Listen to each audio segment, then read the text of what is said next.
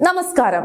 Ernakulam കിഴക്കമ്പലത്തുള്ള Malayidam തുരുത്തിൽ supreme കോടതി ഉത്തരവിന്റെ പശ്ചാത്തലത്തിൽ 7 പട്ടികജാതി കുടുംബങ്ങളെ കുടിയൊഴിപ്പിക്കാൻ നോക്കുന്ന നടപടിക്കെതിരെ ശക്തമായ ജനകീയ പ്രതിഷേധമാണ് നടക്കുന്നത്. കഴിഞ്ഞ അരനൂറ്റാണ്ടിലേറെയായി, കൃത്യമായി പറഞ്ഞാൽ 58 വർഷമായി തുടരുന്ന ഭൂമി തർക്കമാണിത്. എന്നാൽ ഇപ്പോൾ സോഷ്യൽ മീഡിയയിലും രാഷ്ട്രീയ വൃത്തങ്ങളിലും വലിയ ചർച്ചയാകുന്നത് ഈ സമരപന്തലിലേക്ക് മുൻ ഇടതു മന്ത്രിമാരായ പി രാജീവും ആർ ബിന്ദുവും അടക്കമുള്ള CPM നേതാക്കൾ ഓടിയെത്തി ഐക്യദാർഢ്യം പ്രഖ്യാപിക്കുന്ന വ്യത്യസ്തമായ കാഴ്ചയാണ്.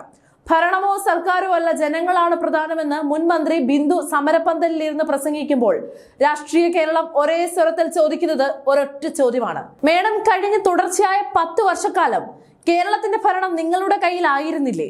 അന്ന് ഈ പാവങ്ങൾക്ക് ഒരു കൈവശ രേഖയോ പട്ടയമോ നൽകാൻ നിങ്ങൾക്ക് എന്തുകൊണ്ട് കഴിഞ്ഞില്ല?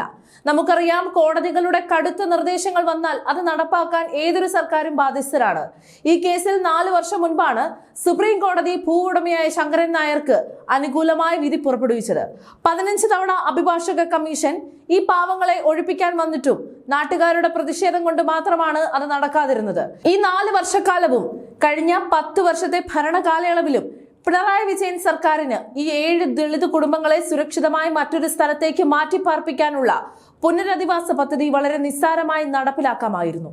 അല്ലെങ്കിൽ സുപ്രീം കോടതിയിൽ ഈ പാവങ്ങൾക്ക് വേണ്ടി ശക്തമായി ഇടപെടൽ നടത്താമായിരുന്നു. അതുമല്ലെങ്കിൽ ഇവർക്ക് ജീവിക്കാൻ ആവശ്യമായ രേഖകൾ നിയമപരമായി നൽകാൻ സർക്കാർ മുൻകൈ എടുക്കണമായിരുന്നു. ഇതൊന്നും ചെയ്യാതെ ആ പാവങ്ങളെ സുപ്രീം കോടതിയുടെ മുൻപിൽ കൃത്യമായ നിയമസഹായം പോലും നൽകാതെ തോൽപ്പിച്ചത് പിണറായി വിജയൻ സർക്കാരിന്റെ ദളിത് വിരുദ്ധതയുടെയും വീഴ്ചയുടെയും വലിയ തെളിവാണ്. സംസ്ഥാനത്ത് ഭരണമാറ്റമുണ്ടായിട്ട് പുതിയ UDF സർക്കാർ അധികാരത്തിലേറി വെറും ഒരാഴ്ച പോലും തികഞ്ഞിട്ടില്ല.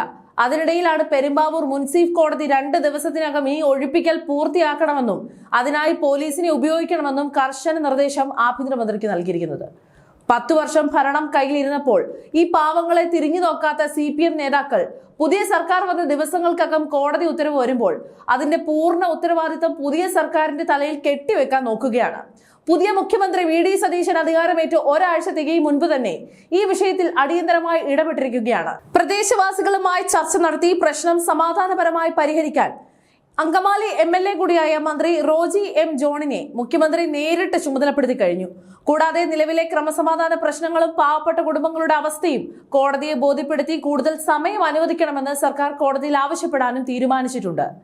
അഭിഭാഷക കമ്മീഷൻ കോടതി നിർദ്ദേശപ്രകാരം സ്ഥലത്തെത്തുകയും പോലീസ് നടപടി സംഘർഷത്തിലേക്ക് നീങ്ങുകയും ചെയ്തതോടെ ആഭ്യന്തരമന്ത്രി രമേശ് ചെന്നിത്തല വിഷയത്തിൽ നേരിട്ട് ഇടപെടുകയും ചെയ്തു. സ്ത്രീകളും കുട്ടികളും അടങ്ങുന്ന കുടുംബങ്ങളെ പെരുവഴിയിലേക്ക് തള്ളിയുള്ള യാതൊരു നടപടിയും പാടില്ലെന്ന് വ്യക്തമാക്കിയ ആഭ്യന്തരമന്ത്രി കൊച്ചി പോലീസിനോട് ഒഴിപ്പിക്കൽ നടപടികൾ അടിയന്തരമായി നിർത്തിവെക്കാൻ കർശന നിർദ്ദേശവും നൽകി.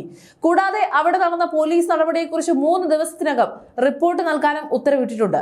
10 വർഷം ഭരണം കയ്യിലിരുന്നപ്പോൾ ദളിത് കുടുംബങ്ങളുടെ കണ്ണീര് കാണാതെ അവരെ നിയമ പോരാട്ടത്തിൽ ഒന്ന് സഹായിക്കാൻ പോലും കഴിയാതെ വഴിയാധാരമാക്കിയ ഇടതുപക്ഷം ഇപ്പോൾ പുതിയ UDF സർക്കാർ വന്നപ്പോൾ രാഷ്ട്രീയ മുതലെടുപ്പിനായി സമരപന്തലിൽ വരുന്നത് ജനങ്ങൾ തിരിച്ചറിയുന്നുണ്ട്.